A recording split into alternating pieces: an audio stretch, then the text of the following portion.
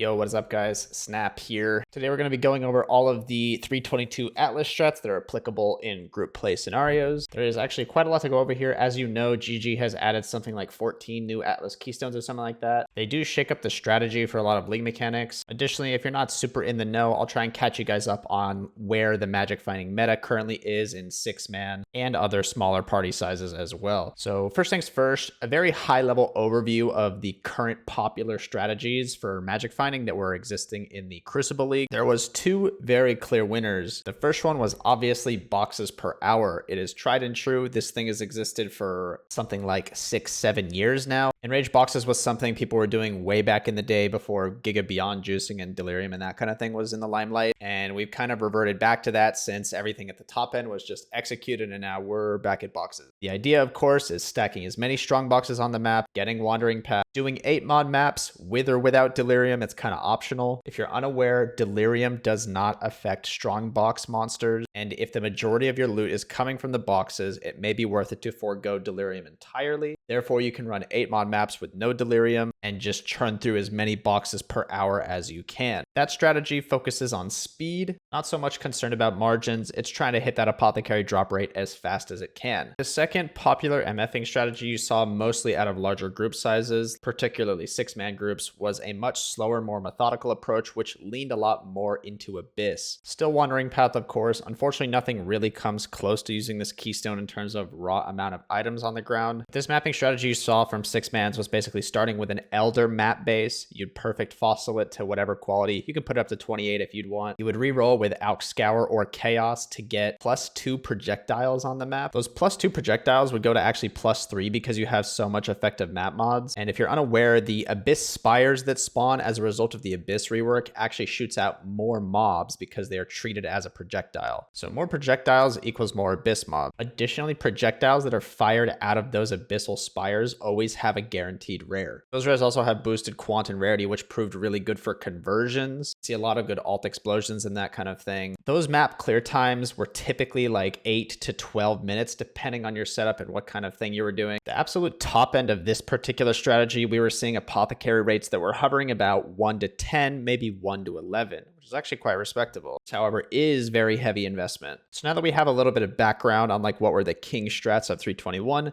we can look at all the changes that are coming into the 322 patch with all the new keystones and make an educated guess on kind of what people will probably be running. Now, I've spoken about this particular keystone in a few of my recent videos, and this is really like the main introduction here that is interesting from an MFing perspective. The reason Tormented Spirits are so interesting is because the quant and rarity values are just so high. We don't exactly know what this value is, but our best educated guess based off of some stuff that's been data mined in the game files is that it's about an 800% increased mob IIQ and 400% increased mob IIR, which is honestly kind of crazy if you think about how much we value the 500% increased quantity from strongbox mobs. Winged Torment starts us off at 12 ghosts in the map. Additionally, you can get a little bit more on the Atlas as well as random spawns. You could get like 13, 14 ghosts without trying too much. So we're talking like 500, 600 mobs or something like that, maybe a little bit more, 650, 700 if you get a little bit lucky. All those mobs are going to have a crazy substantial 800 quantity and 400 rarity boost to them. But the thing is, these ghosts were so impossible to control before, and you'd always just off-screen them, one-shot them. They were just a nightmare. This keystone lets you control that quantity and rarity in a way that on paper should be extremely good. The idea is that you have a Ghostbuster support, and the idea is that before the map even begins, they go into the map, pick up all of the ghosts, all 12 of them if they can, with extreme movement speed, infecting as many blue and white mobs as they can. And once they've exhausted all of the ghosts and all of the mobs are touched, you can then begin the map as normal. Sounds good in theory, right? You go into the map, everything's possessed, shit ton of loot drops, everybody's happy, everybody's having a great time. There's one big problem, however. We had some suspicions that mob quantity and mob rarity are snapshotted upon being woke. Because historically, if you think about Kalandra and also Red Beast, you can't just tag a bunch of mobs with one player and then bring in 6 player and receive the 6-man rewards. We were, however, kind of unclear whether or not that this applied to just mechanics like Bestiary and conversions, or if it more largely applied to every single monster in the game. We took some time to test this out. I'm not going to go over the specifics of the test case here. It involves equipping a bunch of combustibles, making no loot drop, and then isolating like certain monsters in certain conditions to try and get a baseline of loot.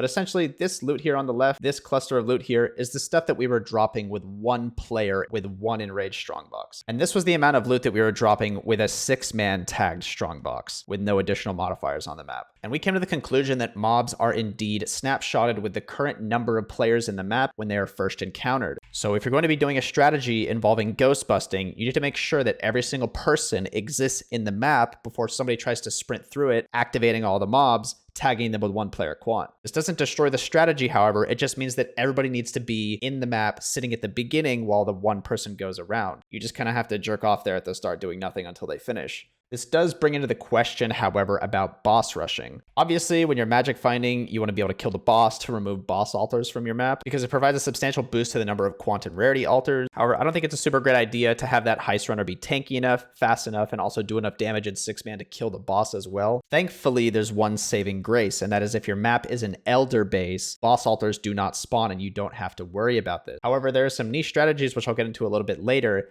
that might not want to be using an elder base, and therefore boss rushing becomes a little bit precarious. So that brings us to, what does the Atlas tree really look like? First off, we have a Ruckus strat that I think is new and improved with one of the new keystones. I'll get to that at the end. But the idea here is that we have 3 good mechanics that we can jam on the map, but we only have room for 2. The reason we have room for 2 is that 2 of the Scarabs are reserved for Reliquary and Divination Scarab. That really only leaves us with 2 mechanics that we can effectively put on our map via Scarabs. Those 3 potential candidates are, of course, boxes, abyss, and ghosts. So I made a tree for every single permutation of those because obviously we don't really know what's going to be on top until we actually get in the game and test it. The first permutation here is going to be boxes and ghosts on an elder base. The next one is box and abyss on an elder base. Then there's abyss and ghost on an elder base, and then all 3 of those permutations, but without an elder base. The reason you wouldn't want to run an elder base is by chance we happen to have a really good natural T16 map that has a good card. The Kirak mod, of course, being this map's modifiers to quantity of items found,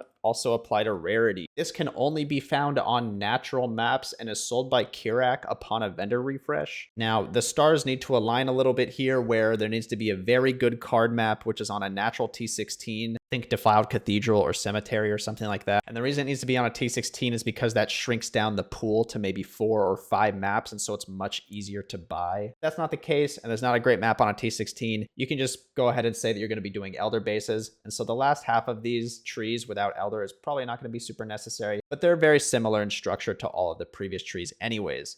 So first up, let's take a look at this very unique wandering path tree, which is boxes and ghosts. It's got some really basic shit here, but of course, you get wandering path, you get all the quant rarity, you get all the effective mods on top. We are utilizing the new 7th gate keystone because we do need to put strong boxes on our map. That requires to path us all the way around and grab every single gateway here in order to be able to craft the aforementioned strongbox mod. So we do need to do a little bit of a weird pathing to get to it. We are, of course, getting the new Speaker of the Dead keystone because we want to use Tormented Spirits, obviously. The last thing is we do take the Beyond node. I do think this is going to be a pretty substantial juice multiplier to the map. Current Beyond is actually quite okay. It's just it turns off usually halfway or even earlier in the map, and it just feels so shit. Having constant Beyond mobs throughout the entire map is going to be a lot of value. Really excited for this one as well. So you take all the box shit, you take all the ghost shit, and then you're going to have like 50 points left over or something like that. And then the question is, what do you take after that? And there's a few choices. One choice that I'm eyeing extremely closely is the new Expedition keystone, which lets you place a very big explosive and basically have insane expeditions in your map. Traditionally, expeditions are just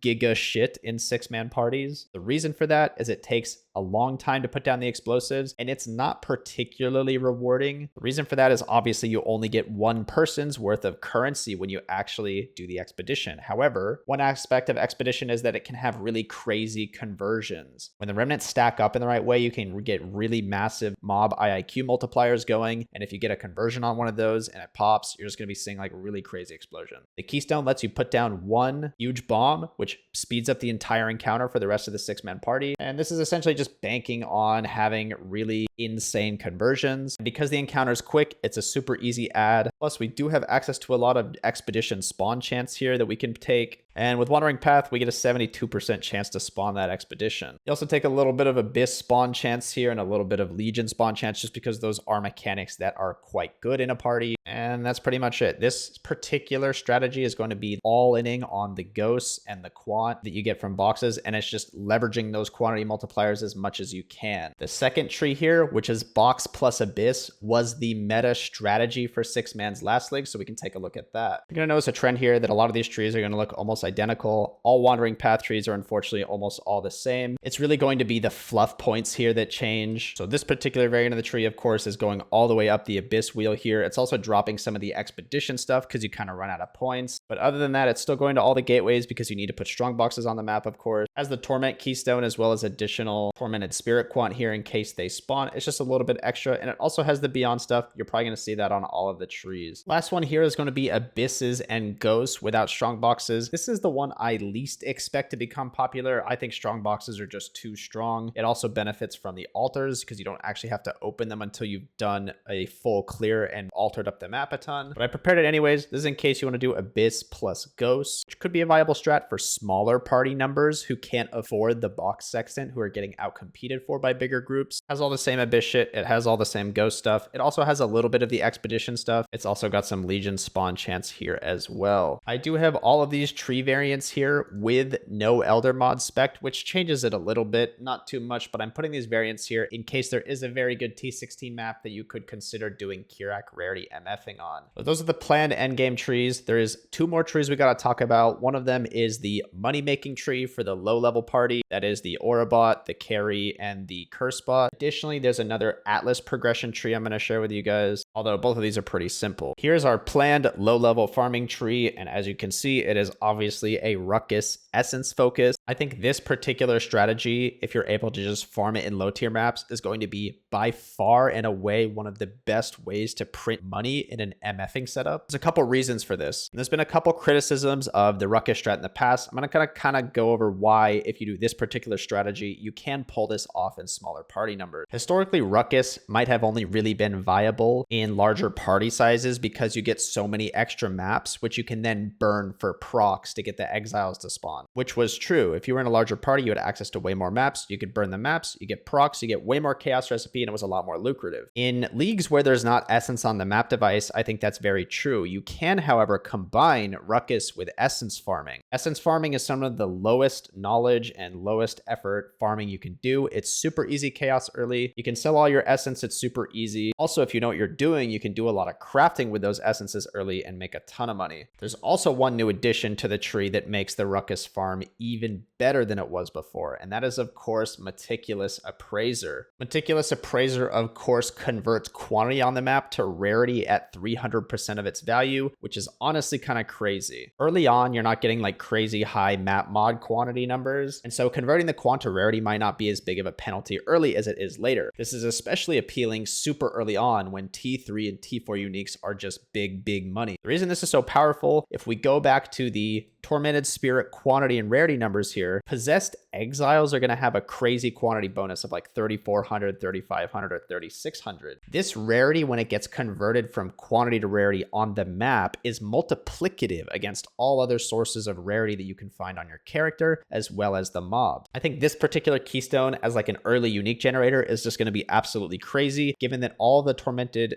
exiles you're spawning are always possessed. It does mean, however, you're going to have to do like a full clear of the map, and you're also going to want to be alking and chiseling your maps once you get to this point with the keystone to try and get that extra quant that gets converted to rarity. So the early strategy to farm money isn't necessarily just dumpstering maps and running Ruckus as fast as you can for chaos recipe. It's now a little bit slower because you're farming essences in every map, and then when you do get a proc, you get a crazy amount of rarity on those exiles, and it should be generating you a good amount of uniques early. Additionally, the torment nodes here give you an extra 60% quant to those touch monsters, so it should be dropping even more items. One thing to note about this particular tree is to probably prioritize the essence nodes first before you get to Ruckus, because as I said before, getting the maps to dumpster for Ruckus is kind of hard, and getting the essences up and running early is probably going to be a little bit more profitable for you. You also do need to get quite a few more points than before in previous Ruckus strategies, because it is worth grabbing the quant and rarity up here now, because you are going to be trying to convert all of that quant and rarity and multiply it against the exiles that are all possessed by tormented spirits. Whereas before, you were just all in on the chaos recipe. All this together is, I think, going to make a fantastic low-level money-making strategy for groups who have a pusher that is able to push and clear the Atlas for them, which segues into our pushing tree. This is a pretty cookie cutter. Just grab Wandering Path, grab a bunch of map nodes, and then also some June missions here. This tree is super simple. You're probably going to see a lot of people who are doing a map-focused strategy do something similar to this. People who want to get to Exarch Eater in like the 8-hour mark and also just sustain high-tier maps so that they can farm stuff like Uber Elder early are probably all going to be doing a similar Wandering Path strategy with a bunch of map dupe and map nodes here. Pretty simple, but I'll link down to this in the description as well. There's one last thing I want to talk about in terms of strategy, and that is the presence of Meticulous Appraiser and perhaps its place in the endgame MFing meta. One thing to note here is that you can do a little bit of calculations to try and estimate how much this is going to be reducing the drop rate of your total number of items. You can ballpark this in a 6-man to be like 70 or maybe 60% less total items dropped to the ground. It's in that ballpark. Because the map quantity multiplier is a separate multiplier from everything and it's not subject to diminishing returns, the quantity on the map matters a lot. And converting it to rarity, while it might sound appealing at first, doesn't maybe sound OP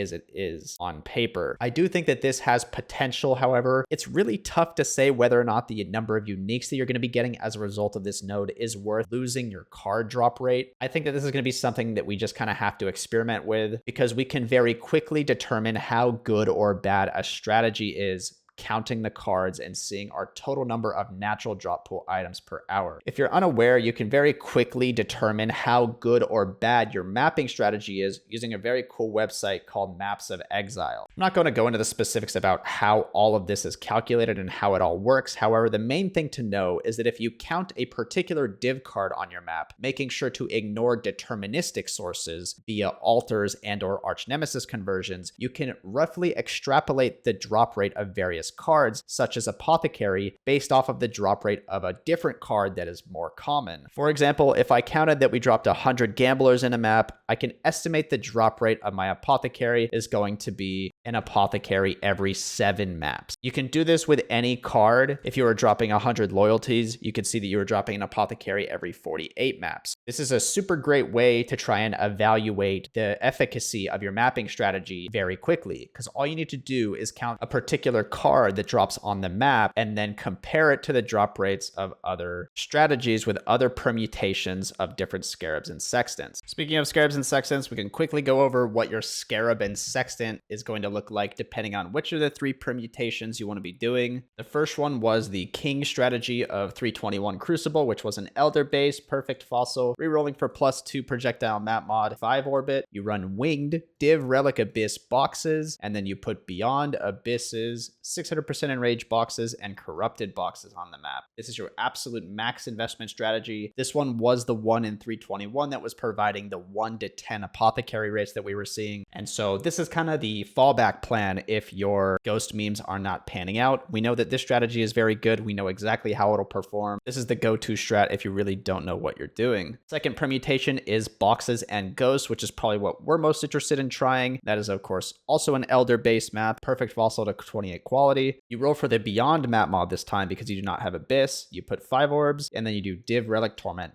box. Obviously, your Sextants are going to be hunted and raged boxes, corrupted boxes, and then corrupted 8 mod maps here. The 8 mod maps generate a ton of money for people who are doing Wandering Path strategies, people who need the pack size for Harvest or Expedition. This map mod is super good for generating money, and if you feel like you can spare the Sextant slot, this is a super good way to make money. The third one, and also the most unlikely that we'll probably be running, is probably going to be Abyss Ghosts. It also is Elder base, perfect fossil, +2 proj because you have Abyss, 5 orb. Scarabs are obviously Div Relic Abyss Torment, and then you have Hunted, Soul Gain, Beyond, and Abyss. You can replace the Soul Gain here with 8 mod Corrupted, but the Soul Gain is a nice survivability layer. I like to run it when possible, but if you want to make a little bit more money, you can go for the 8 mod map Corrupted Sextant. Anyways, guys, that should cover most of everything regarding juicing, Atlas, progression, all of that. Hopefully that'll help you guys out with your planning. If you have any questions or anything like that, you can always ask in the YouTube comments down below. You can also hit me up on Discord. I try and be responsive there as well. But yeah, that's it, guys. Once again, I'm Snap, and thanks for watching.